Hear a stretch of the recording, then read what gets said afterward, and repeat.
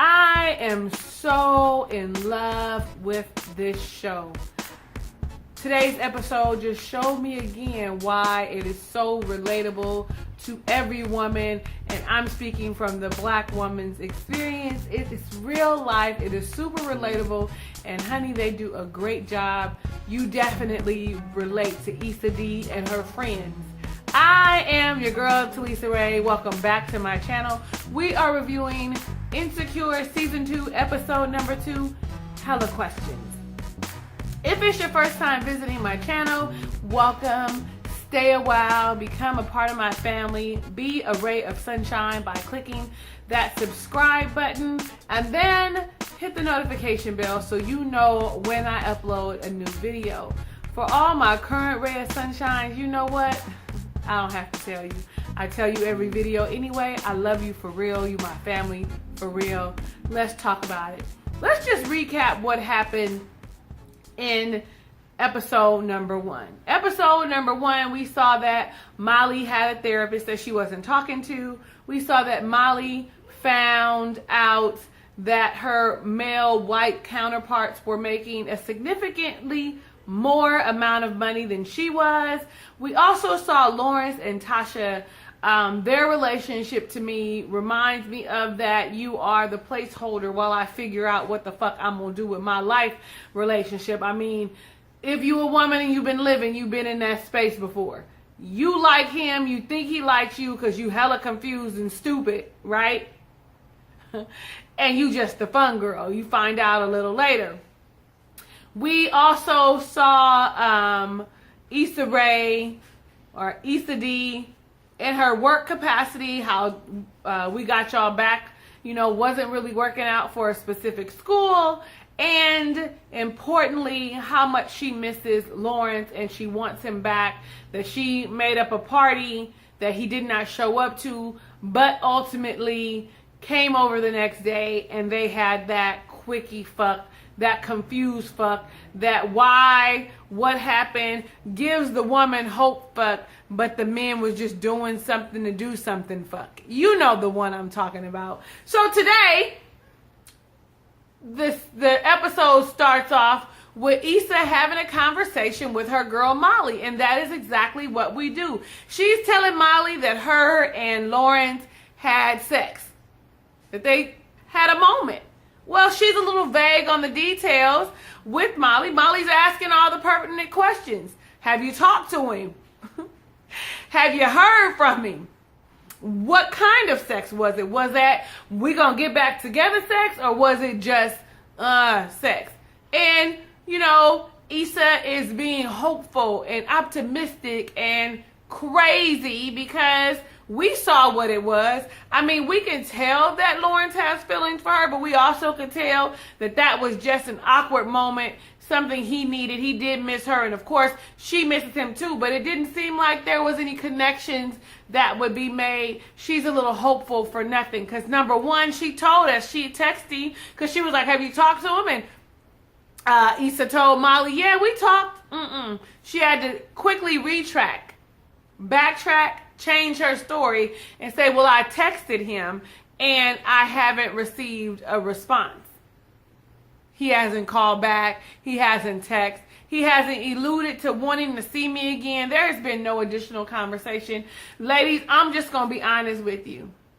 If in your feelings, in your gut, in your intuition, you feel like he's not that into you, 9 times out of 10, he's not. If it feels like he's vague and he's avoiding you, he's not returning your calls or your text messages, baby, I'm going to need you to stop calling and texting him. Stop making yourself so available to have your heart broken. I mean, I'm talking from real life experience. You don't believe me? Maybe I need to have a few of my girls sit and we have a conversation, because I'm telling you the truth. When you see the signs, exit. Don't stay around and get your heart broken, because that's exactly what it looks like Issa Rae is about to do. In my notes here, I call it hopeful stupidity. We see Lawrence out, working in his friend's garage, keeping that body together, honey. Yes. God. Keeping that body together. And about to respond to Issa, but backs out of it. You know, looks like he wants to say something. He kind of confuses me because, the conversation that Molly and Issa had when Issa was like, well, what do you think? Do men be confused? Do they have questions? She right. We don't know what the fuck goes on in a man's mind. Unless you have brothers or you got a best friend that's a boy. Women, we are out here trying to figure it out for ourselves, just like men are always trying to figure it out for themselves. It's always good to have somebody you can have a conversation with, because from what I could see, it looks like he wants to reach out but decided against it because she did cheat on him, and a man can't handle or can't recover from a woman cheating on them. But women, we tend to recover from that shit more often than we need to, when we should. We shouldn't have to. Loyalty, faithfulness, and commitment should be something part of our everyday lives, but in reality, a lot of women get cheated on and we take them back. I digress. So we see Molly, and Molly is talking to her new therapist that is a sister, and I'm so glad to see that she's opening up. She's opening up and talking about how she feels about her counterpart, her white male counterpart, making a significant amount more than she is, and how it's making her feel, how she should have been in a certain place. And as a black woman, we can relate, as a woman in general. Let me not just say a black woman, but that's what I am and that's where I speak from. As a woman, we can relate because we do have plans and goals and things that we should have been where we think we should be. Because I got a lot of shoulda. I should be here. I should be there. But the fact of the matter is, where are you right now? And that is exactly what the therapist is telling Molly. Like, she's having a real heart-to-heart with her. If things don't work out according to what you think they should, or how you pictured it, can you handle what your reality is today? And that's a big question for all of us. I mean, when you think about it, you've done well in your career, but you don't have a family. That wasn't what you thought it would be. You thought at 40, whatever, you would have a family, a husband, some children, and you don't. Can you make an adjustment? Can you live the life that you have now, that you've grown accustomed to, even though things didn't plan out for you? I mean, it's something we have to think about. Okay, so now here's the scene. Here's the scene where you relate. They're at an art gallery supporting Tiffany and her clients, and they're having a conversation, and I love Kelly. I love Kelly, her bigger than life personality. She was like, that's the best party I've been to on a Thursday, like it was a Saturday in a week. Honey, she was like, this was good. It was, until my house caught on fire. Well, can't nobody say it wasn't lit. Like, I'm so with Kelly and her personality. They take a selfie like we do. We like selfies. Hashtag, we everything. That's not what it said, but I'm just saying we have a hashtag. No matter how old you are, you do take a selfie still. But here's where it gets good. So they're all like, let's go to the bar. Issa's like, I don't really want to. Well, why? Well, Lawrence came by and we talked. Now, Molly, as her best friend, is keeping her mouth quiet. But she said, oh, y'all did, girl? What y'all talk about? Like, oh, I'm going to pull your car because you ain't even talk to the nigga. He hit it, quit it, and gone. Like you was just some random chick on the street, even though y'all got 5 years of history or whatever. So she begins to talk about how I want to make sure I'm available. I don't want to start anything new in case Lawrence comes back. And Kelly says, oh, so he's done talking to the girl that he was fooling with? Face cracked. Not only for Issa, but also for Molly. Neither of them knew. Tiffany knew because, they're mutual friends, and she saw him, Derek, the guy he's living with now, or Derek, is Derek her husband? Derek, her husband, told her about it. You know how we do, I used to be married, right? How married couples do, you pillow talk. You talk about a lot of stuff. And Tiffany told what seems to be her best friend, Kelly, and Kelly just let the bag out. And as we do, before I go further, we also see here that Tiffany shows that they aren't the perfect couple, that she gives a little snippet, a little glimpse that her and Derek were apart for about 6 months, and then alluded to one of them cheating. I'm sure that's going to come out sooner or later, hopefully sooner than later. But when Kelly talks about the other girl and says her name is Tasha, baby, if y'all don't know this, then y'all ain't got no real friends. We do definitely go straight Inspector Gadget, Blue's Clues, Dora the motherfucking Explorer. We want to know what Tasha it looks like. Molly, being the best friend, went right into detective mode. She found Tasha, and Issa, as we do, because we want things to work out. I don't want to see what's going on, etc. Issa pretends that she doesn't want to see it. Everybody else is looking and they're all, ooh, that lace front. Ooh, because, listen, Tasha gives you the urban vibe, the street style, the lace front, the popping, the video girl kind of look, if you know what I'm talking about. The quote-unquote it girl. You know, the one that wears the, you know, really sexy clothes and, you know, has a job but maybe not a career. She reminds you of that girl, and that is the vibe that they're talking about, you know, because that's exactly what your friends do. We try and see what's wrong with the girl to make you feel better. Now, my friends, they don't do that. They be like, oh, she was cute. She cute. And then be like, don't be looking. Don't go look. Well, I'm not like Issa. I ain't going to pretend. But our favorite thing about Issa happens in the bathroom. Issa needs a break. Issa says, let me go in this bathroom and gather myself together, because it is a bit much. And we have those moments that she gives us, those great Issa moments with those facial expressions. She had her rap soliloquy, honey. That little flashback moment. It's not a flashback, but that moment that she has where she's pep talking to herself or convincing herself to do something. And pretty much she's all like, bitch, you think I'm going to let you have my man? I'm going to be petty and I'm going to get him. I'm going to be petty and I'm going to see what you look like. I'm going to be petty because I need to know, because he my man. And Molly comes to check on her and she's all like, bitch, pull her up. Yes! Y'all want to act like y'all don't be searching. But if you know like I know, you do research. You do research on who he used to be with. And if you are his current girlfriend, it's who he used to be with. If you are the ex-girlfriend, it's who he's with now and what he's doing now. And we go to her page and we look. Like, let's not pretend that it don't happen. And as much as fellas want to pretend like they don't do it, they may not look on Facebook, but they paying attention. They looking at your posts. They trying to see what you doing, if you replying, etc. But ladies, we know it's to be true. You know, we do grow up and we stop doing it. You know, eventually we do grow up and we stop doing it. But I love the realness of that. So we see Issa walk up to I don't know what his name is, but the light-skinned dude that's getting married. We see her walk up to his house. That's where Lawrence is staying, and she's looking for Lawrence, and she looks good, honey. Little burgundy, Merlot-looking bodysuit top and a pencil skirt, colorful pencil skirt. Hair is nicely done, and he's just standing there talking. Nigga, you know I'm not here to talk to you. Just come out with it. Let's, you know, the small talk. How you doing? You do something different with your hair? All that bullshit. You know, I want to know if Lawrence is here. Why are we not friends? Why are you holding me here? So I have to actually verbally say, is Lawrence around? For you to tell me, no, he's not home. Egg crack face on the floor and leave. Do you want me to tell him that you came by? Nah, I'll let him know that I stopped by myself. Then we go to Tasha's house. And Tasha's watching whatever this show is, this slave show, with Kerry Washington as a cameo, on the couch with her wine, eating popcorn or some kind of snack, with Lawrence next to her drinking a beer. Lawrence is seemingly weirded out, seemingly quiet, preoccupied.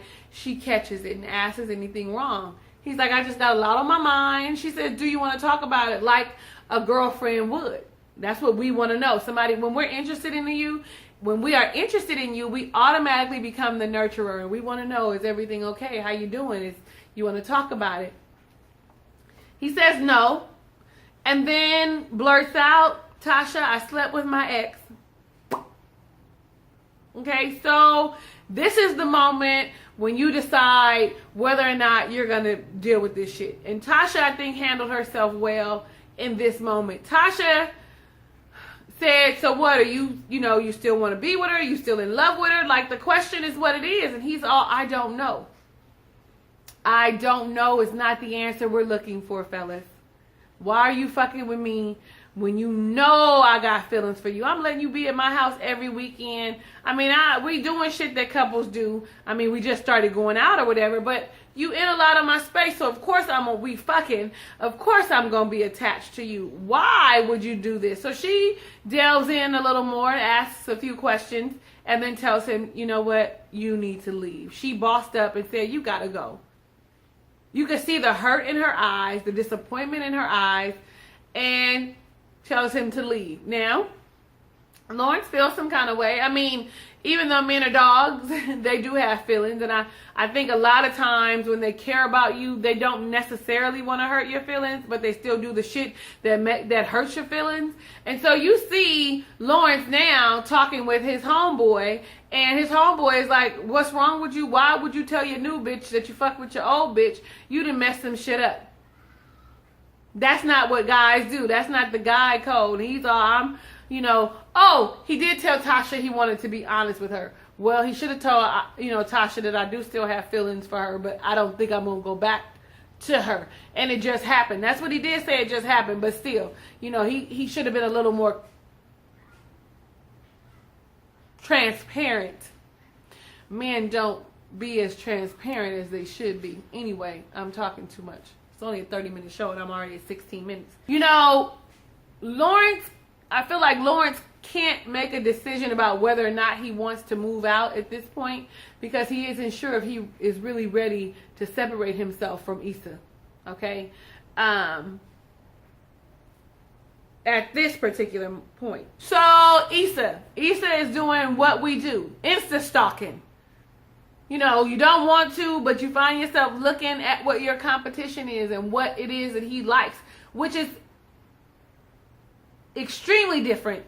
Issa and Tasha are two different type of women. I know I told you that before, but they embody different spectrum. Both beautiful women, but both offer something different, or their persona is different. Their character and personality is different. You know how they say a man has a type? Well, these two women are definitely on different spectrums. We also in this episode see Molly stepping up, figuring out how to network with the good old boys crew. And I gotta give her credit. Going to a hockey game is hard if you don't do hockey. I've been to a hockey game. I like hockey games because they're so damn violent and they fight on the ice. But I gotta give her credit going in there and mingling with the big boys. I gotta give her credit for talking to her female counterpart in Chicago and making herself available because I want to be seen. I'm here to help you if you need me to. And it paid off in her favor when it related to the female counterpart because she said, I could use your help if you don't mind splitting your time. And it seemed like all that work that she put in networking at the hockey game didn't pay off for her the next day when they were in the little kitchenette. But I'm glad it didn't get her down. I'm glad that she figured out a different avenue, because the one thing is for sure, no matter what ethnicity you are, as a woman, you do want to see another woman excel in the workplace for the most part. So I'm glad to see, and I really want to see what comes about from that. Let us talk about We Got Y'all up at 41st Street High School. We saw that it was failing, right? We saw it was failing. We saw that Issa, and I don't know if her name is Heather or not, I can't think of her name, but they go and they address their concerns to the VP, and the VP gives them another advisor who works out better. There are kids there after school a few days in a row. But the one thing that's bothering Issa's co-worker, I don't know her name, y'all tell me what her name is the racist remarks that the VP is making about Latinos, about building a wall and you don't speak Spanish here, use that on the bus, we speak English here, and then how Issa is actually just dismissing it. And we tend to do that. And she made a valid point. Had he been a white man, as the VP saying that, would you feel different? We should feel the same regardless of who's making those racist remarks or racial slurs. We should be uncomfortable with it. We're all guilty of not always speaking up. Sometimes we need to, say something. So I hear Heather's point of view. I also see Issa's point of view. Like, I'm trying to make this work so we have a job. But Issa sees that it's gone a little too far, and I think that she's going to have to address it. And I think she's going to apologize to her friend. I think that would be good because her friend was uncomfortable. And I think part of the friend being uncomfortable was because she is of European descent.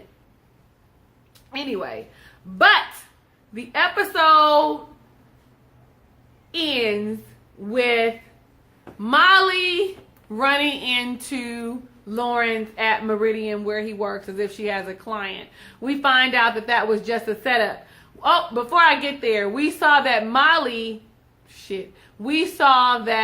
Issa found out that Tasha works at Federal Bank, which is the bank that Lawrence banks at. She goes there and stalks her live and in charge.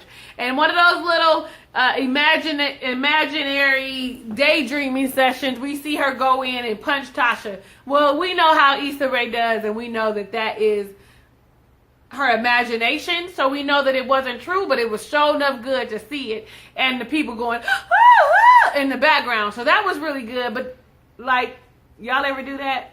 Sit outside somebody's job trying to see what they look like. Sit outside somebody's house trying to see what's going on. I mean, I've done that in my youth. I ain't gonna even lie. I did that even in my 30s. I'm not gonna even lie. But now I don't have the time or the patience or the space for that. I'm not gonna do it for you at all. But you saw Issa and Molly are really friends because Issa talked Molly into going and accidentally bumping into Lawrence at Meridian to find out where she stands with Lawrence. And it was devastating. She had the conversation, told her as a friend that, Issa still loves him and, she cheated, but she's not a cheater and you know that. But Lawrence is like, I wasn't with it. She calls Issa to tell Issa Lawrence is done. I'm sorry, baby. He's done. Do you want me to come over? Do you want to talk about it? But he's done. You're through. It's time to move forward. I mean, at that point, it is a devastating moment to find out that he no longer wants you, that he's moving on, and you feel some kind of way. You got to figure out how to get out of that. You get 15 minutes is what we call it. 15 minutes to sulk and get on out your business. Get on back out there. Figure out how to find you and you by yourself and enjoy yourself. Y'all excuse the dog next door, Punchy. He barks so damn much. He be interrupting all the videos, so I can't just stop and wait because, baby, So, the last episode or the last scene before we close out this episode is, oh no, not quite the last scene, but we see Lawrence go over to Tasha's house, apologize to Tasha, tell Tasha that she doesn't deserve, him cheating or going back to Issa and that it's done, it's over. And Tasha's trying to be hard. We know that she likes him. And she said, oh, well, that's good to know. Or whatever, trying to be hard. But I knew she was going to figure out how to get him back over there. I knew she was going to figure out how to let him back in after saying, okay, thank you. It's good to know. Or whatever. Like, dismissing him. I got some pots on the oven. I got some pots on the stove that I'm watching. Girl. He walks away. And she does what we do. Are you hungry? Are you hungry? He said, I could eat. They go in the house. So, I mean, honestly, I don't know where their relationship is going to go. She's the rebound girl, but some men's rebound girls end up being their girlfriends. I mean, I know from firsthand, somebody went from me to someone else, and they're together to this day. Like, yeah, all happy and shit. Fuck you. Issa trying to get her heart back.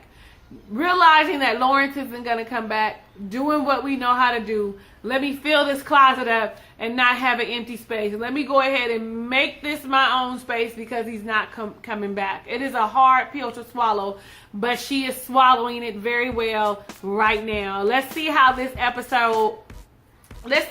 season turns out. Let's see what happens between Issa and Lawrence. Let's see if Molly really does advance. Or is this woman just using her for her game because Molly is one of the best lawyers in the office? Y'all tell me what you thought about the episode, because it was real relatable to me. I can see me and my girls doing that. As a matter of fact, we've done lots of it together alone. It don't matter. It's been us. I am your girl, Talisa Rae. Thank you so much for watching the review of Insecure Season 2, Episode number 2, Hella Questions. Like this video, comment, share it with a friend, and subscribe if you have not done so already. Hugs and kisses and lots of love. I will see you on the next video.